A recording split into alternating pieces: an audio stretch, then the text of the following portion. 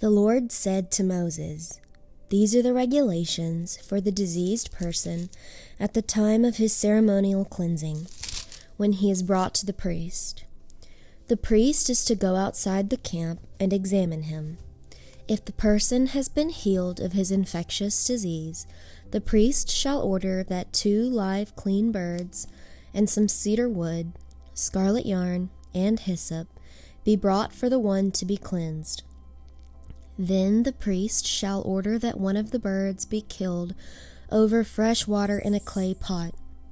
He is then to take the live bird and dip it, together with the cedar wood, the scarlet yarn, and the hyssop, into the blood of the bird that was killed over the fresh water. 7 times he shall sprinkle the one to be cleansed of the infectious disease and pronounce him clean. Then he is to release the live bird in the open fields. The person to be cleansed must wash his clothes, shave off all his hair, and bathe with water. Then he will be ceremonially clean.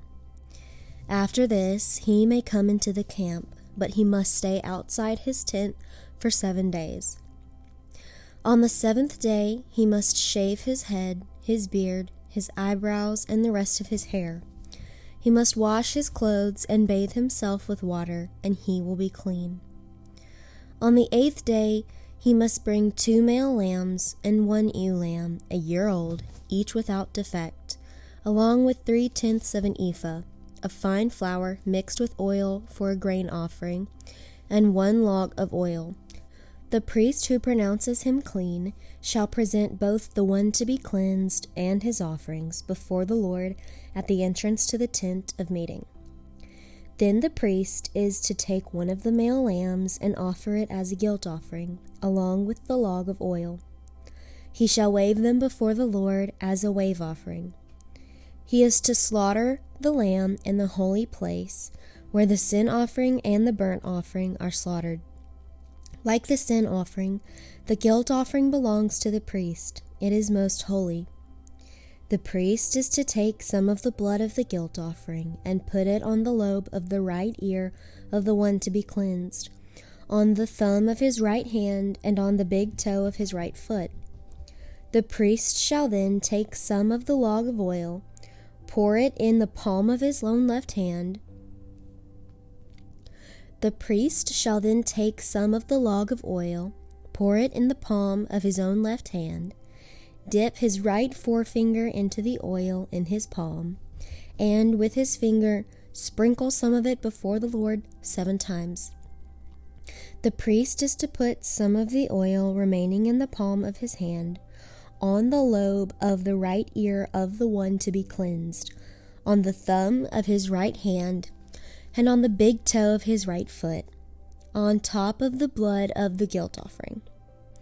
The rest of the oil in his palm the priest shall put on the head of the one to be cleansed, and make atonement for him before the Lord. Then the priest is to sacrifice the sin offering and make atonement for the one to be cleansed from his uncleanness. After that, the priest shall slaughter the burnt offering and offer it on the altar, together with the grain offering, and will make atonement for him, and he will be clean. If, however, he is poor and cannot afford these, he must take 1 male lamb as a guilt offering to be waved to make atonement for him, together with 1/10 of an ephah of fine flour mixed with oil for a grain offering, a log of oil, and 2 doves or 2 young pigeons, which he can afford, 1 for a sin offering and the other for a burnt offering. On the 8th day he must bring them for his cleansing to the priest at the entrance to the tent of meeting before the Lord. The priest is to take the lamb for the guilt offering, together with the log of oil, and wave them before the Lord as a wave offering. He shall slaughter the lamb for the guilt offering, and take some of its blood, and put it on the lobe of the right ear of the one to be cleansed, on the thumb of his right hand, and on the big toe of his right foot. The priest is to pour some of the oil into the palm of his own left hand, and with his right forefinger sprinkle some of the oil from his palm 7 times before the Lord. Some of the oil in his palm he is to put on the same places he put the blood of the guilt offering, on the lobe of the right ear of the one to be cleansed, on the thumb of his right hand, and on the big toe of his right foot. The rest of the oil in his palm the priest shall put on the head of the one to be cleansed, to make atonement for him before the Lord. Then he shall sacrifice the doves or the young pigeons which the person can afford, one as a sin offering and the other as a burnt offering, together with the grain offering. In this way the priest will make atonement before the Lord on behalf of the one to be cleansed. These are the regulations for anyone who has an infectious skin disease and who cannot afford the regular offerings for his cleansing. The Lord said to Moses and Aaron, "When you enter the land of Canaan, which I am giving you as your possession, and I put a spreading mildew in a house in that land, the owner of the house must go and tell the priest, 'I have seen something that looks like mildew in my house.' The priest is to order the house to be emptied before he goes in to examine the mildew, so that nothing in the house will be pronounced unclean. After this, the priest is to go in and inspect the house. He is to examine the mildew on the walls, and if it has a greenish or reddish depressions that appear to be deeper than the surface of the wall, the priest shall go out of the doorway of the house and close it up for 7 days. On the 7th day the priest shall return to inspect the house. If the mildew has spread on the walls, he is to order that the contaminated stones be torn out and thrown into an unclean place outside the town. He must have all the inside walls of the house scraped, and the material that is scraped off dumped into an unclean place outside the town. Then they are to take other stones to replace these and take new clay and plaster the house. If the mildew reappears in the house after the stones have been torn out and the house scraped and plastered, the priest is to go and examine it. And if the mildew has spread in the house, it is a destructive mildew. The house is unclean. It must be torn down, its stones, timbers, and all the plaster, and taken out of the town to an unclean place. Anyone who goes into the house while it is closed up will be unclean till evening. Anyone who sleeps or eats in the house must wash his clothes. But if the priest comes to examine it, and the mildew has not spread after the house has been plastered, he shall pronounce the house clean, because the mildew is gone. To purify the house, he is to take 2 birds and some cedar wood, scarlet yarn, and hyssop. He shall kill one of the birds over fresh water in a clay pot. Then he is to take the cedar wood, the hyssop, the scarlet yarn, and the live bird, dip them into the blood of the dead bird and the fresh water, and sprinkle the house 7 times. He shall purify the house with the bird's blood, the fresh water, the live bird, the cedar wood, the hyssop, and the scarlet yarn. Then he is to release the live bird in the open fields outside the town. In this way he will make atonement for the house, and it will be clean. These are the regulations for any infectious disease, for an itch, for mildew in clothing or in a house, and for a swelling, a rash, or a bright spot, to determine whether something is clean or unclean. These are the regulations for infectious skin diseases and mildew. The Lord said to Moses and Aaron, "Speak to the Israelites and say to them, when any man has a bodily discharge, the discharge is unclean. Whether it continues flowing from his body or is blocked, it will make him unclean. This is how discharge will bring about uncleanness. Any bed the man with a discharge lies on will be unclean, and anything he sits on will be unclean. Anyone who touches his bed must wash his clothes and bathe with water, and he will be unclean till evening.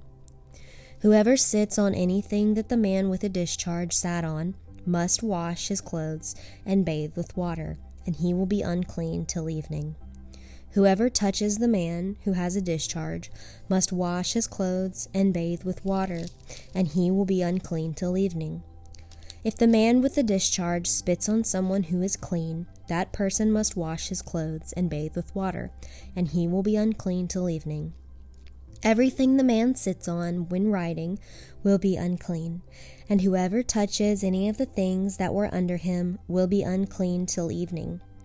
Whoever picks up those things must wash his clothes and bathe with water, and he will be unclean till evening.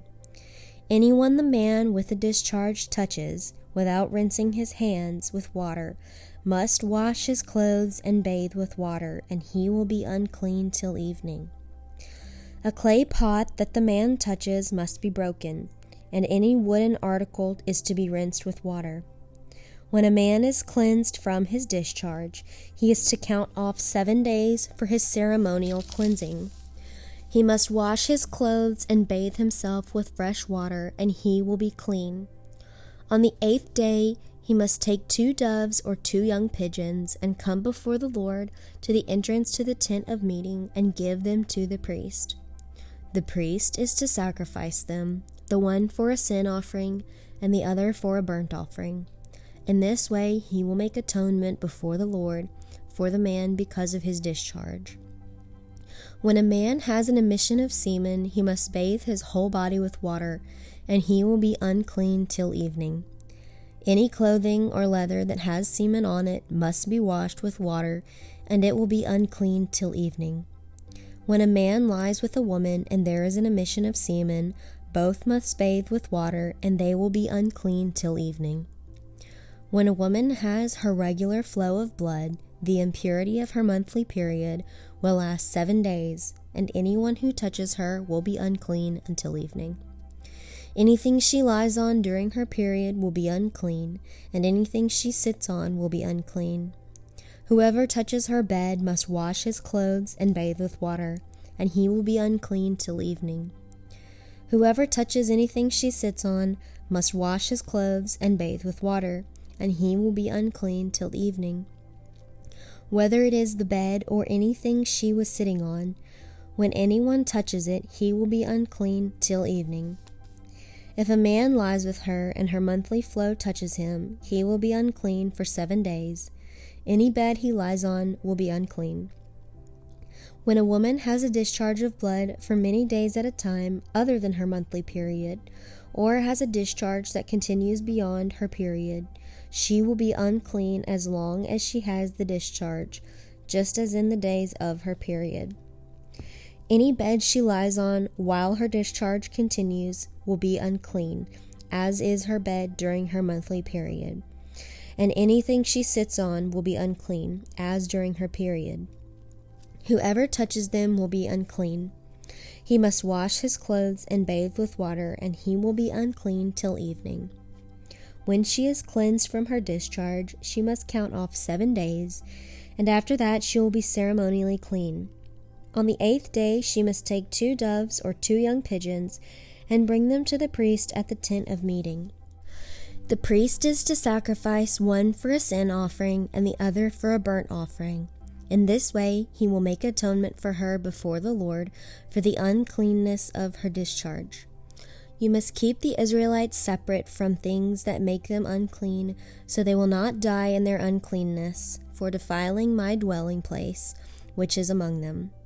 These are the regulations for a man with a discharge, for anyone made unclean by an emission of semen, for a woman in her monthly period, for a man or a woman with a discharge, and for a man who lies with a woman who is ceremonially unclean.